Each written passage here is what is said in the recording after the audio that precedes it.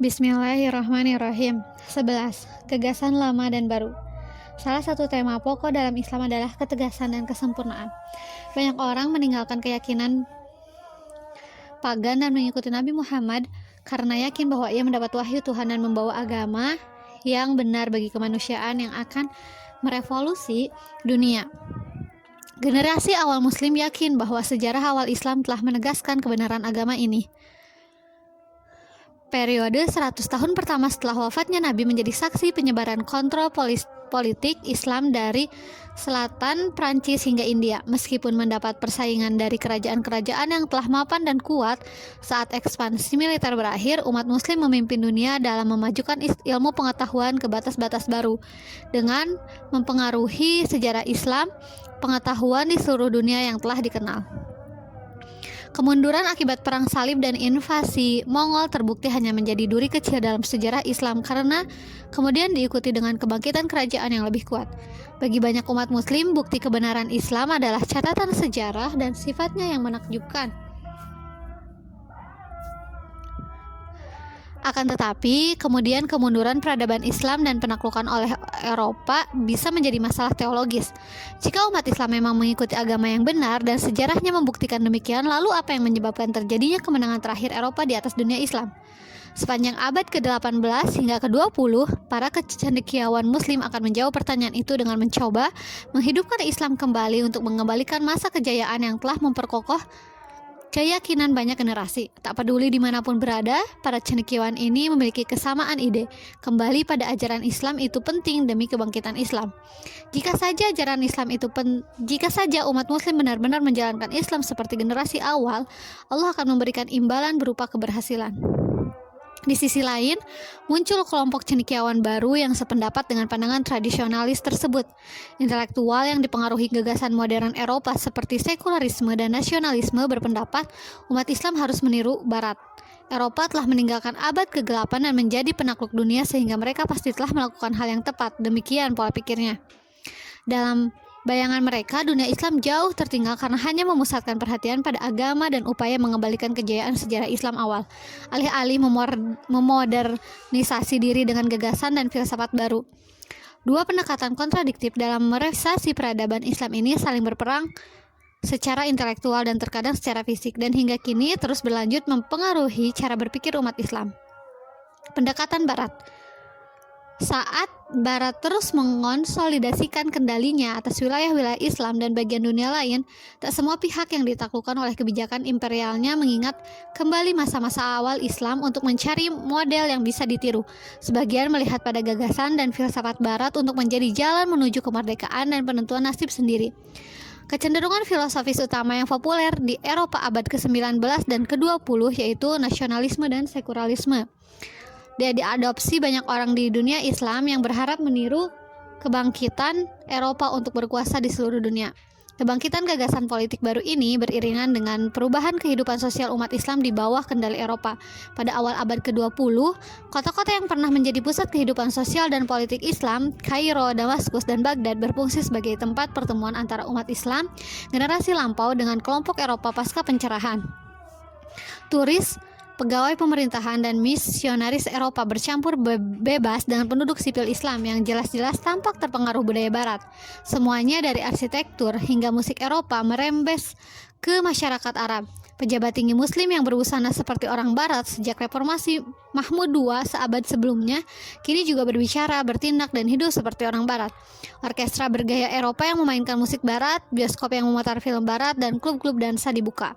Segala yang dapat ditemukan di Paris atau London bisa didapatkan juga di Kairo dan Beirut. Bahkan, di rumah-rumah, kehidupan pun berubah. Berbicara dalam bahasa Prancis atau Inggris dengan keluarga dianggap sebagai tanda kelas atas. Konsumsi alkohol yang dilarang Quran dan tabu secara budaya selama berabad-abad menjadi lumrah. Penekanan pada modernisme Barat memicu berdirinya banyak usaha penerbitan berbasis percetakan di Kairo. Akibatnya Mesir menjadi neksus atau penghubung budaya Arab, posisi yang bertahan hingga abad ke-20.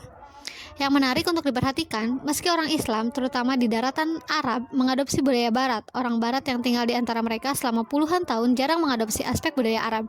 Di sepanjang sejarah Islam, kota-kota tersebut menjadi tempat pertemuan berbagai budaya, tradisi, dan gagasan. Abbasiyah di Baghdad dan Ottoman di Istanbul secara khusus berutang budi pada keragaman orang-orang yang tinggal di wilayah mereka. Akan tetapi, pola interaksi abad ke-20 antara Timur dan Barat sudah berbeda. Dua sisi tersebut tidak berjumpa dalam posisi yang setara. Masyarakat dan budaya Islam tradisional sekarang diasosiasikan dengan keterbelakangan dan kelemahan. Realitas politik era tersebut melindapkan kebesaran peradaban Islam sebelumnya di dalam pikiran banyak penduduk kota. Bagi mereka, wajar untuk mengadopsi budaya dan norma Barat demi meniru kekuatan penjajah. Bersamaan dengan penerimaan gagasan sosial baru, terjadilah pengadopsian gagasan Barat tentang politik dan pemerintahan. Jalur utama masuknya gagasan ini ke dunia Islam Arab lewat Kristen Arab. Akibat perjanjian kapitulasi yang disepakati Ottoman dengan negara Barat, masyarakat Kristen di kerajaan ini melakukan hubungan yang ekstensif dengan kekuatan Eropa Barat. Pedagang, misionaris, dan diplomat Eropa yang bekerja di kerajaan Ottoman menjadikan orang-orang Kristen sejalan secara intelektual dengan Barat, seperti Eropa yang sedang melepaskan masa lalunya yang berdasar keagamaan dan memilih pemerintahan liberal, nasionalisme, dan filosofi sekuler. Hal ini dibarengi dengan kebangkitan sejarah intelektual dan sastra Arab seperti pemikir Arab terutama di Beirut dan Kairo. Mereka mempergunakan hasrat masyarakat Arab untuk meraih kebesaran masa lalu pada zaman Umayyah dan Abbasiyah yang telah memimpin dunia dalam segala hal, dari ekspansi militer hingga penemuan ilmiah. Dimensi religius kejayaan masa lalu tersebut dikecilkan untuk mendukung bahasa dan identitas Arab. Dalam pandangan para pemimpin kebangkitan Arab, jika bangsa Arab ingin menegakkan kembali masa kejayaannya, mereka perlu bersatu sebagai bangsa Arab, bukan Muslim. Selain itu, bagi orang Arab Kristen yang memimpin pergerakan ini pada abad ke-19 dan ke-20, cara tersebut akan meninggikan kelas sosialnya sebab tak ada lagi pembedaan antara Islam dan Kristen. Fokus pan-Islam, Sultan Abdul Hamid II pada akhir 1800-an melemahkan perasaan nasionalisme Arab secara umum. Kaum Arab Kristen tak mampu meyakinkan rekan saudara sebangsanya akan gagasan mereka selama Khalifah berjanji mengembalikan kejayaan kekuasaan atas nama Islam, bukan nasionalisme. Saat Abdul Hamid digulingkan pada 1909, pemerintah Ottoman jatuh ke tangan Turki muda dengan titik fokus nasionalisme sekulernya. Seiring pudarnya pan-Islam Abdul Hamid dan mengudatnya dukungan terhadap nasionalisme Turki, garis pemisah antara Turki dan Arab menjadi sangat jelas di kalangan warga kerajaan Ottoman. Bangsa Arab telah mengalami masa sulit untuk menegakkan diri secara politik di kerajaan bangsa Turki. Kebangkitan Turki muda hanya membuat bangsa Arab merasa semakin terasingkan. Maka gagasan nasionalisme Arab Kristen mulai diadopsi oleh Muslim Arab. Kelompok-kelompok rahasia di Damaskus yang bertujuan mendirikan negara Arab tumbuh subur di negara penguasa Ottoman. Menjelang 1910-an mereka menjalin hubungan erat dengan kekuatan Eropa Barat yang berhasrat memecah belah kerajaan Ottoman yang selama berabad-abad akan menjadi kutukan bagi kekuatan Eropa. Revivalis tradisional. Usaha pertama untuk membangkitkan Islam tradisional dilakukan Muhammad bin Abdul Wahhab 1703 sampai 1792.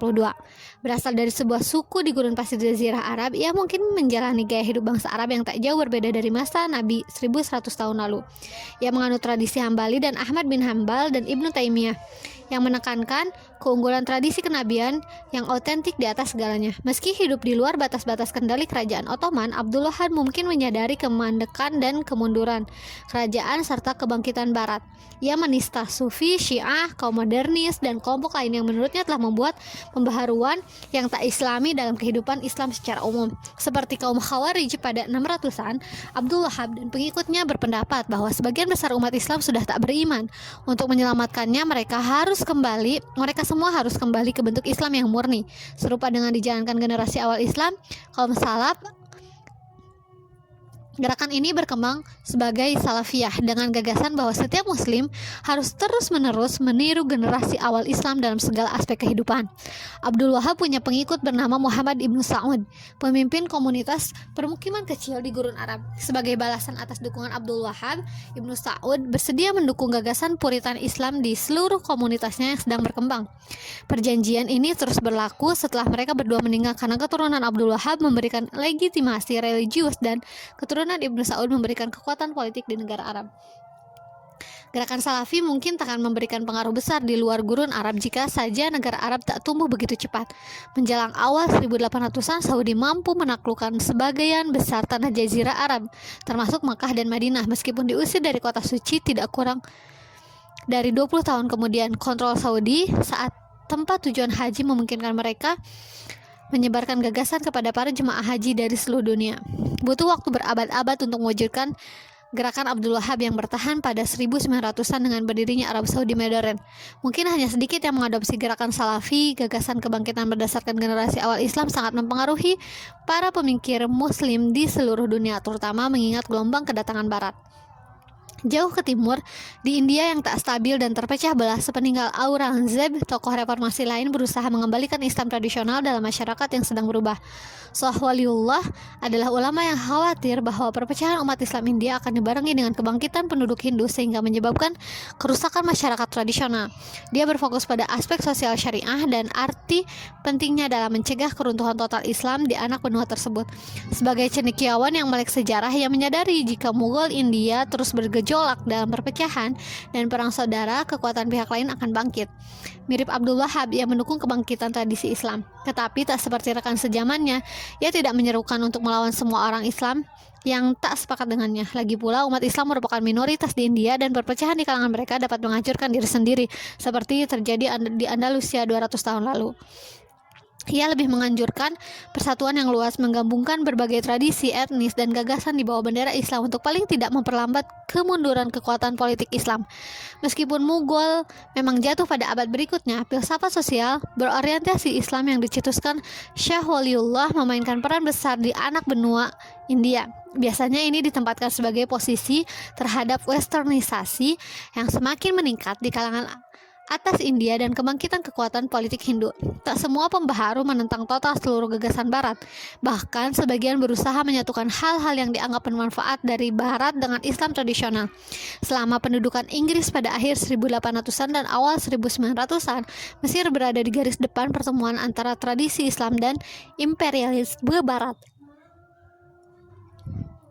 Universitas Al-Azhar di Kairo telah menjadi salah satu pusat pemikiran Islam utama sejak diubah menjadi sekolah Sunni oleh Saladin pada abad ke-12. Tetapi tempat ini tak lagi didominasi intelektual Mesir. Pengaruh Eropa semakin meningkat, baik secara politik maupun sosial di kalangan masyarakat Mesir, terutama akibat reformasi oleh Mehmet Ali dan keturunannya.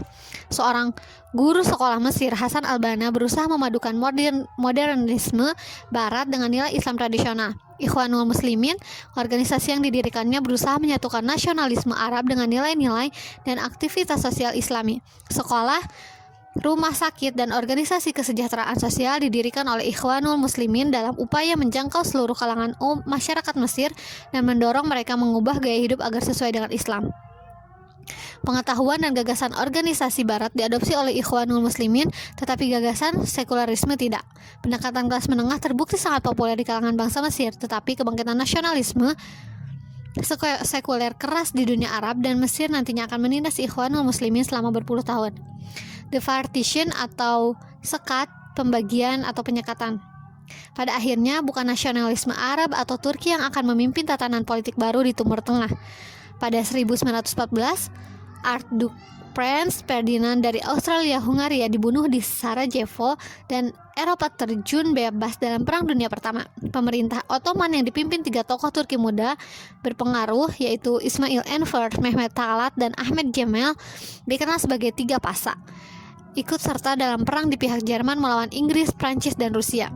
Jerman telah menjadi penasihat militer selama puluhan tahun dan Ottoman berharap bisa memanfaatkan perang ini untuk mendapatkan kembali wilayahnya yang telah lepas dan memperoleh penghapusan utang luar negeri yang besar. Akan tetapi, Ottoman tak berada dalam keadaan yang menguntungkan. Militernya sudah ketinggalan zaman dan kekurangan kepemimpinan yang efektif. Ketegangan etnis dalam kerajaan, termasuk naik turunnya konflik Turki dan Armenia, menghalangi dukungan publik untuk berperang. Selain itu, saat Ottoman memasuki kancah peperangan pada Oktober 1914, tampak jelas bahwa sekutu mereka, Jerman, tak punya harapan untuk berhasil menaklukkan Prancis. Akhirnya muncul rencana rahasia yang akan menghasilkan 3 perjanjian tentang pemberontakan dalam kerajaan dan Timur Tengah pasca Ottoman. Direkayasa oleh Inggris, hal ini menciptakan kekacauan politik yang bahkan tak mampu mereka atasi. Semua ini memicu kekalahan Ottoman dalam Perang Dunia Pertama yang menyisakan gema di dunia Islam hingga sekarang. Ketegangan etnis dan ketegangan nasionalisme dalam kerajaan Ottoman diketahui dengan baik oleh kekuatan Eropa yang berharap dapat mengeksploitasinya. Sejak 1915, Inggris berhubungan dengan Sharif Hussein, gubernur Ottoman di Mekah, untuk mendorong terjadinya pemberontakan Arab secara umum. Inggris menjanjikan sebuah kerajaan Arab bersatu di seluruh Jazirah Arab dan bulan sabit subur sebagai imbalan atas dukungan militer dan pemberontakannya terhadap Ottoman. Hussein yang bermimpi menjadi Raja Arab pun tak sulit diyakinkan. Demikian pula bangsa Arab di Hijaz yang tak diragukan lagi terancam oleh retorika nasionalisme Turki dalam pemerintahan Ottoman.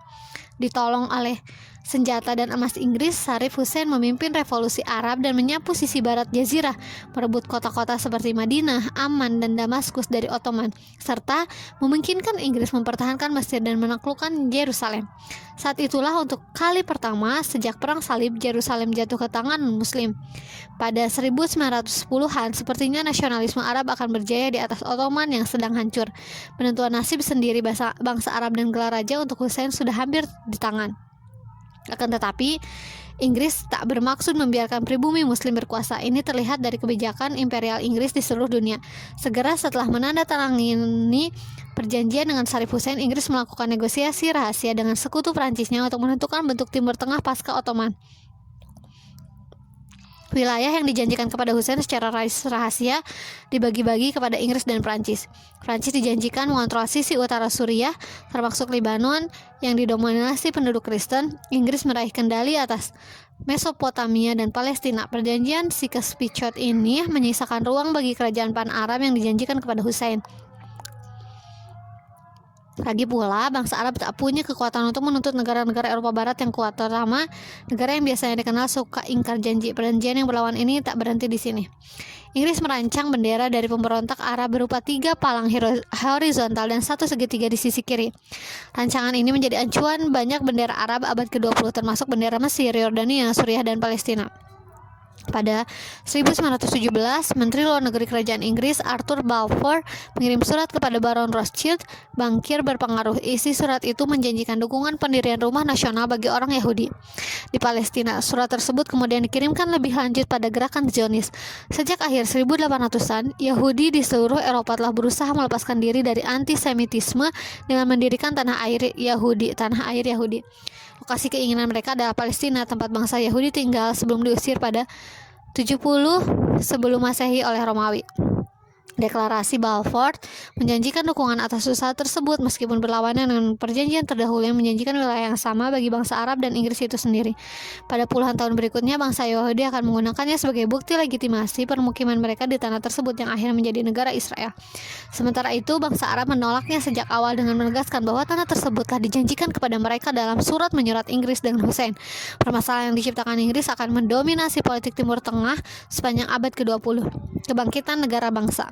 Pada Perang Dunia Pertama menyebabkan kematian akhir dari kontrol politik Islam. Ottoman jelas-jelas sudah dikalahkan. Oleh mereka ditaklukkan dan dijajah oleh Inggris, Prancis, Rusia, dan Italia. Bangsa Arab yang mengharapkan kerajaan sendiri dihianati dan Eropa mengontrol kemerdekaan mereka. Inilah keruntuhan dan penaklukan yang bahkan lebih luas daripada Perang Salib dan Mongol. Yang lebih penting dari penaklukan militer adalah lingkungan intelektual pada periode pasca perang. Kebangkitan nasionalisme Arab dan Turki disertai batas acak yang ditarik oleh Eropa memicu bangkitnya negara bangsa di seluruh dunia Islam. Konsep nasionalisme Eropa yang dipaksakan kepada masyarakat yang sepenuhnya asing terhadap gagasan ini. Di Madinah, Nabi Muhammad mengajarkan kesatuan umat Islam tanpa memodeliskan identitas bahasa ataupun etnis. Ia menyandingkan Muslim Mekah dengan Muslim Madinah sebagai saudara untuk mendorong persatuan. Para pengikutnya mengidentifikasi diri sebagai Muslim di atas segalanya selama berabad-abad. Sekarang dunia Islam, terutama Timur Tengah, mulai mengidentifikasi diri menurut label baru berdasarkan kebangsaan. Saya bersyukur kepada Tuhan karena dengan menjauhi politik, saya terhindar dari perilaku menurunkan derajat kebenaran Quran yang bak berlian menjadi potongan kaca hanya demi memanfaatkannya untuk tujuan politik. Said Nusri, ulama Turki abad ke-20. Lompatan paling radikal menuju era negara bangsa baru ini terjadi di jantung Ottoman yang didominasi bangsa Turki. Setelah perang, Inggris, Prancis, Italia, dan Yunani menduduki Anatolia. Kesultanan Ottoman tetap berdiri tetapi tanpa kekuasaan karena Istanbul dikontrol oleh kekuatan sekutu. Untuk melawan pendudukan asing, Mustafa Kemal, perwira tentara Ottoman, mengumpulkan rekan-rekan sebangsanya yang terjun dalam Perang Dunia Pertama. Ia mampu mengusir penjajah antara 1919 dan 1922. Pada akhir perang kemerdekaan, Mustafa Kemal mengumumkan pembentukan negara baru, Turki, untuk menggantikan kerajaan Ottoman. Kesultanan Ottoman dihapuskan pada 623 tahun setelah Osman mendirikan di sepanjang perbatasan kerajaan Bizantium. Di negara baru Turki, Kemal berharap bisa mendirikan negara bangsa sekuler, berpikiran barat, dan terbebas dari masa lalu Ottoman yang ditandai dengan kelemahan, korupsi, dan penaklukan. Kemal sebagai pemimpin perang kemerdekaan dan pendiri Turki mendapat panggilan akrab Atatürk, yang berarti bapak bangsa Turki. Bagi dia, identitas Turki sangat penting, lebih dari yang lain. Menurut dia, bangsa Turki adalah bangsa yang kuat bahkan sebelum masuk Islam. Sebaliknya, masuknya Islam pada 900-an dan pencampuran antara Turki, Arab, Persia, dan bangsa lain telah memperlemah Turki. Maka dari itu, Turki baru harus menyingkirkan masa lalu Islam yang dalam anggapannya kotor. Salah satu tindakan pertamanya adalah menghapuskan kekhalifahan Turki yang dipegang Ottoman sejak 1517. Pada 1924, Khalifah terakhir Abdul Majid II dipaksa turun tahta dan diasingkan ke Eropa. Kemudian ia melarang hijab dan topi pez, menutup komunitas Sufi, secara resmi menyatakan syariah tidak berlaku, serta melarang azan diserukan dari menara masjid.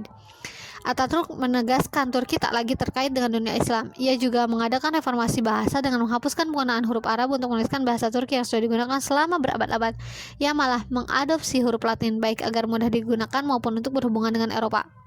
Bahkan, kosakata pun berubah. Kata-kata pinjaman dari bahasa Arab dan Persia dihapus, diganti dengan kosakata kuno Turki dari Asia Tengah. Reformasi bahasa pada 1920-an dan 1930-an benar-benar memisahkan Turki modern dari sejarah Islamnya. Tak ada lagi orang Turki yang bisa membaca prasasti kaligrafi di masjid kerajaan kuno atau membaca buku yang diterbitkan pada era Ottoman. Mereka juga tak lagi dengan mudah bepergian dan berbisnis dengan bangsa Arab atau Persia. Di Turki yang berfokus ke barat ala Atatürk, tak ada ruang untuk berhubungan dengan pihak berbasis Islam lain seperti yang menjadi ciri kerajaan Ottoman. Selain itu, kelompok etnis lain tidak diterima. Bangsa Yunani, Arab, Kurdi, dan Armenia yang berada di wilayah Turki ditindas semua oleh pemerintahan baru yang berusaha mendasarkan kekuatannya pada identitas Turki semata. Kelompok etnis non-Turki terancam dan tidak mendapatkan kemerdekaan yang sama seperti tetangga etnis Turkinya. Fokus Turki pada sekularisme dan nasionalisme bertahan selama puluhan tahun. Setiap usaha mengembalikan Islam dan kehidupan masyarakat biasanya mendapat tantangan, bahkan pukulan dari militer sepanjang abad ke-20. Di selatan, di wilayah Bulan Sabit Subur yang didominasi bangsa Arab, Perang Dunia Pertama menyebabkan munculnya berbagai negara bentukan sekutu sebagai pemenang. Dalam usahanya memediasi 3 perjanjian yang telah dibuat, Inggris dan Prancis membagi-bagi wilayah tersebut dalam sejumlah mandat, umumnya sepanjang garis batas dalam perjanjian Sykes-Picot. Dari Ottoman, Suriah, dan Mesopotamia muncullah negara-negara baru: Suriah, Irak, Libanon, Yordania, dan Palestina. Semuanya dengan batas-batas baru dan acak yang ditarik sesuai keinginan kekuatan pemenang. Orang Yahudi diizinkan bermukim di daerah mandat Palestina sebagaimana dicantumkan dalam deklarasi Balfour yang mendapat perlawanan penuh dari penduduk yang sudah tinggal di sana. Saddam Hussein dan anak-anaknya mendapat daerah dominion di wilayah kendali Inggris di negara baru Suriah, Yordania, dan Irak, tetapi mereka hanya mampu bertahan di Yordania dalam jangka panjang. Masalah dan konflik politik yang pecah akibat pembagian tanah Arab menjadi sejumlah negara secara sewenang-wenang oleh bangsa Eropa ini masih terasa hingga sekarang. Arab, wilayah Irak ditarik sedemikian rupa hingga Sunni Arab, Sunni Kurdi, dan Syiah Arab masing-masing berjumlah 1/3 dari seluruh penduduknya. Tanpa ada satu kelompok yang mendominasi, sejarah abad ke-20 diwarnai dengan konflik serta peperangan etnis dan agama. Situasi yang sama terjadi di Libanon, sebuah negeri tanpa batas-batas alami. Gagasan awal mayoritas Kristen yang diimpikan Prancis pada 1800-an tak pernah terwujud. Konflik agama di negara Mediterania kecil ini menghalangi periode panjang kedamaian dan stabilitas yang pernah dirasakan. Meskipun Beirut penting secara intelektual dan budaya bagi dunia Arab. Eksperimen Inggris yang paling mendatangkan malapetaka adalah Palestina. Inggris mengizinkan Yahudi Zionis bermukim di Palestina hampir tanpa batasan selama periode mandat. Pada 1918, ada sekitar 60.000 orang Yahudi di negara baru Palestina. Menjelang 1939, ada 460.000 orang yang sebagian besar imigran Eropa. Jumlah ini melonjak selama Perang Dunia Kedua karena orang Yahudi yang melarikan diri dari penganiayaan Nazi berharap bisa mendapatkan kedamaian di tanah air masa depannya. Tentu, Pergeseran demografi di Palestina ini tak diterima oleh bangsa Arab yang tinggal di sana. Kerusuhan terjadi sepanjang 1930-an. Bangsa Arab menganggap Inggris dan Yahudi sebagai musuh dan mengancam bentuk wilayah Arab. Sebaliknya, Yahudi menganggap konflik ini sebagai salah satu bentuk pertahanan diri yang diwarnai sejarah mereka di Eropa yang penuh penindasan. Pada 1848, populasi Yahudi di Palestina cukup besar sehingga mampu mendirikan satu negara baru, Israel. Saat Inggris mengakhiri mandatnya di negara tersebut, koalisi negara Arab tak mampu mengalahkan Israel yang semakin memperluas wilayahnya. Selain itu, Israel, negara yang baru berdiri, menggunakan perang sebagai alasan untuk mengusir sebagian besar penduduk Arab di wilayahnya.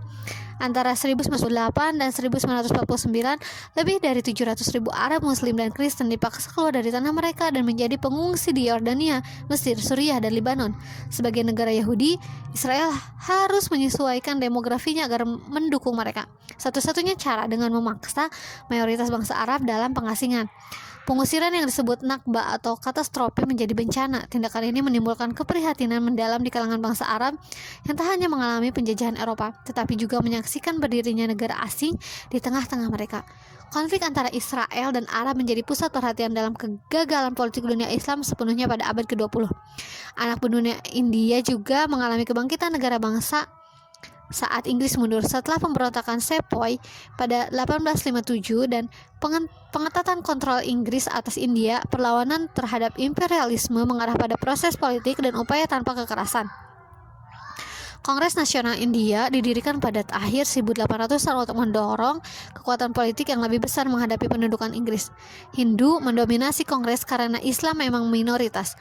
Maka bagi umat Islam, gerakan kemerdekaan India pada awal 1900-an menghadirkan satu masalah. Jika India meraih kemerdekaan dari Inggris, pasti akan didominasi Hindu. Sudah ratusan tahun Islam menguasai anak benua ini dan menguntungkan bagi umat Islam yang selalu dapat mengandalkan perlindungan saudara seiman di Kesultanan Delhi atau Kerajaan Mughal. Akan tetapi ketika secara resmi kekuatan Islam di India musnah menjelang akhir 1800-an, sedangkan demografinya tak menguntungkan bagi mereka, masyarakat Islam di anak benua ini harus mencari pandangan alternatif tentang India pasca Inggris. Solusi yang diinginkan adalah pembagian anak benua menjadi negara mayoritas Islam dan Hindu yang terpisah. Intelektual Muslim terkemuka di India, termasuk politisi Muhammad Ali Jinnah dan filsuf penyair Muhammad Iqbal, memimpin gerakan Pakistan. Tujuan mereka adalah pendirian negara berdaulat Islam yang bebas dari potensi gangguan pemerintahan Hindu di India pada masa depan. Gerakan ini mendapat dukungan sepanjang 1930-an dan 1940-an saat para pemimpinnya menyampaikan gagasan tersebut kepada penduduk Islam melalui deklarasi, resolusi, dan pidato. Wilayah India yang ditargetkan sebagai negara Islam baru adalah Lembah Indus, tempat munculnya kali pertama kendali politik Islam oleh Muhammad bin Qasim pada 700-an.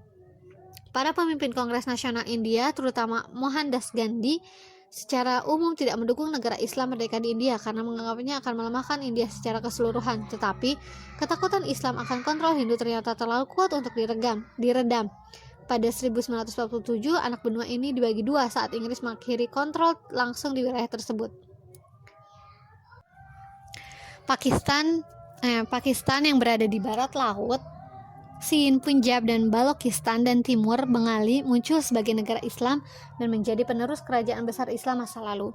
Umat Islam pun menjadi minoritas yang semakin sedikit di wilayah Republik India yang akhirnya dipimpin oleh Kongres Nasional India. Pakistan tak hanya menjadi negara Islam yang mendapatkan kemerdekaan pada tahun-tahun setelah Perang Dunia Kedua.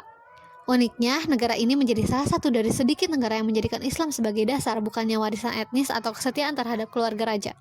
Setelah kemunduran peradaban Islam pada abad ke-18 dan diikuti pendudukan Eropa abad ke-19, abad ke-20 menjadi saksi kemerdekaan negara-negara Islam di seluruh dunia.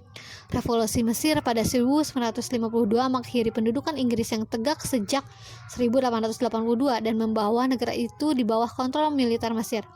Aljazair di bawah pendudukan Prancis sejak di awal 1800-an akhirnya meraih kemerdekaan pada 1862 setelah perang yang brutal dan menghancurkan. Periode 1960-an menjadi saksi kemerdekaan negara-negara di sepanjang sub-Sahara Afrika, terdiri atas Nigeria, Mali, Mauritania, Kenya, dan Tanzania. Di Asia Tenggara, muncul gerakan kemerdekaan melawan imperialisme Inggris dan Belanda. Indonesia berdiri setelah perang yang panjang dan brutal melawan kekuasaan Belanda pada 1949. Di barat laut, wilayah Semenanjung Malaka dan Pulau Borneo yang dikuasai Inggris menjadi Malaysia pada 1963.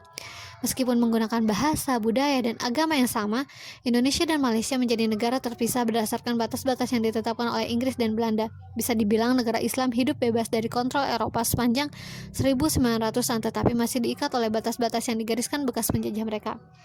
Nama Pakistan terbentuk dari akronim wilayah-wilayah yang mayoritas beragama Islam: Punjab, Provinsi Afghanistan, Kashmir, Sindh, dan Balochistan.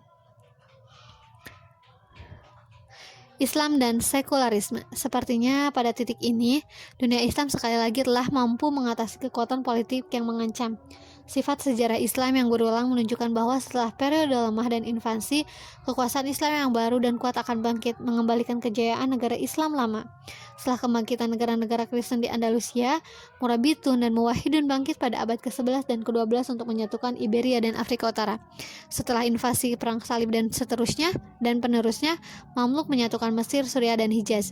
Invasi Mongol pada abad ke-13 menimbulkan kebangkitan Ottoman dan kerajaan tiga benua hingga di pintu depan Eropa Tengah. Sekarang sebenarnya pada abad ke-20, gelombang imperialisme Eropa akhirnya berhenti dan inilah saatnya bagi kekuasaan Islam yang baru dan mendominasi dunia. Fazlul Khan, seorang muslim dari Bengali, merancang Sears Tower di Chicago. Ini menjadi gedung tertinggi di dunia saat diresmikan pada 1973.